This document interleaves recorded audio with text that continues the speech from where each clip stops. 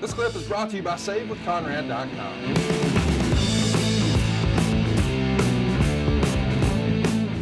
Hardy making his way out to the ring. Real quick on the Flair deal before we move on. So he was back there with her, and they're talking about who could the new GM be.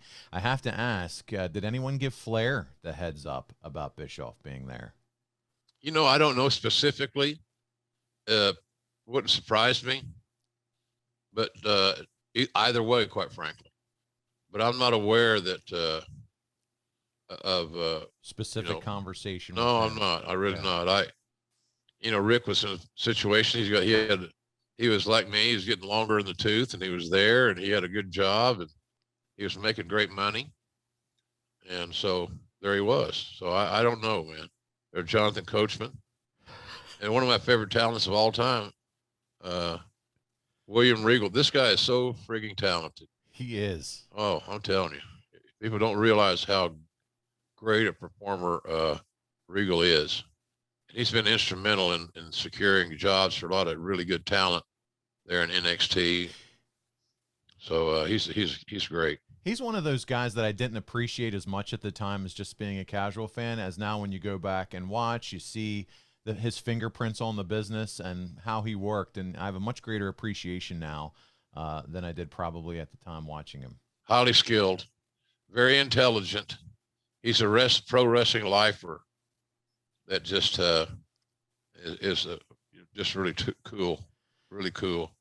Bubba and Spike.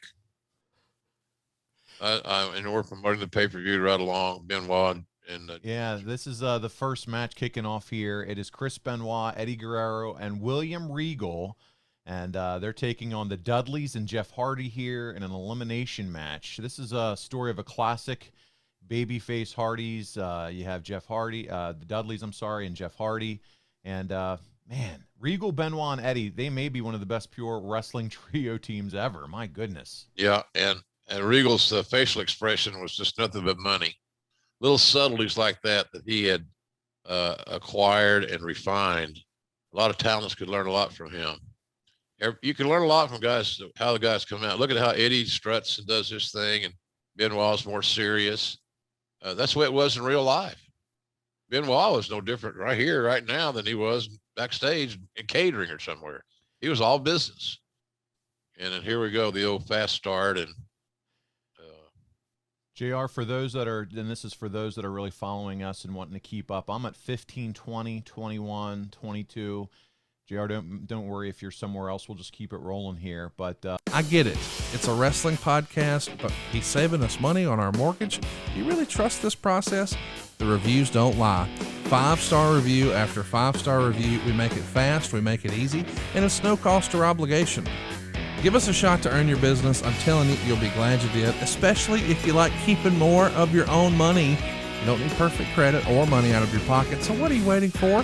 Hurry to SaveWithConrad.com. He came in, I saw him drop kick Jeff Hardy the head, leave the ring. I'm at 21-40. Spike Dudley, by the way, for those watching along, has already been eliminated from this match, so it's down to Jeff and Bubba on one side, and you still have all three in Regal and Eddie Guerrero and Chris Benoit.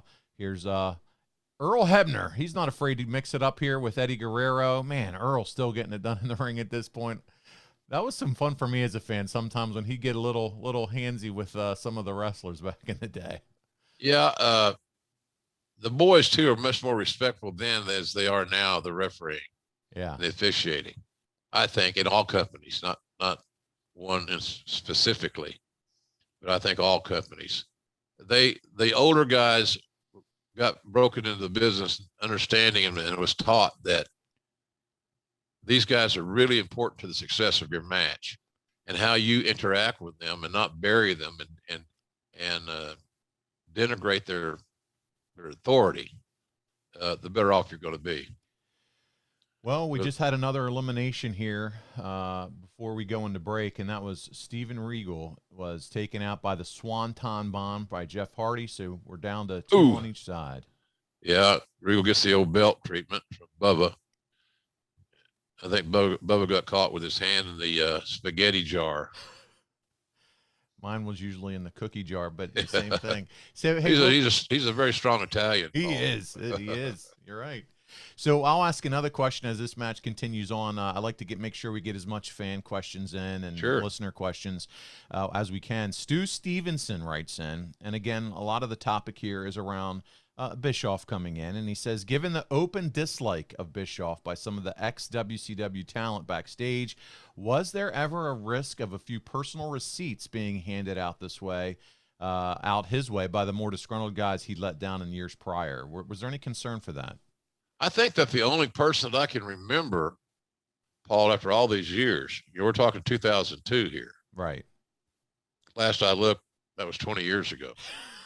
Yeah. I can't remember every nuance. Come on, JR. I think he's holding back. I think the only person that had an outward display of unhappiness was Flair. Okay. And, some wounds take longer to heal than others. Yeah. But it still comes back to the bottom line of a job. This is your job. And I think too much is made over. Look, Bischoff took me off the air in WCW. Yeah. And I didn't hate him. The best thing that ever happened to me at that time was coming to work for Vince. I made great money. I was there over a quarter of a century. And so, we laugh about some of those situations. Eric and I are great friends. We weren't always, but I got over it. And my ego got back in check to some degree. And Jeff Hardy's getting the great push and the great rub, huh? Yeah, Guerrero here has been eliminated. Him and Hebner again pushing match up the rampway.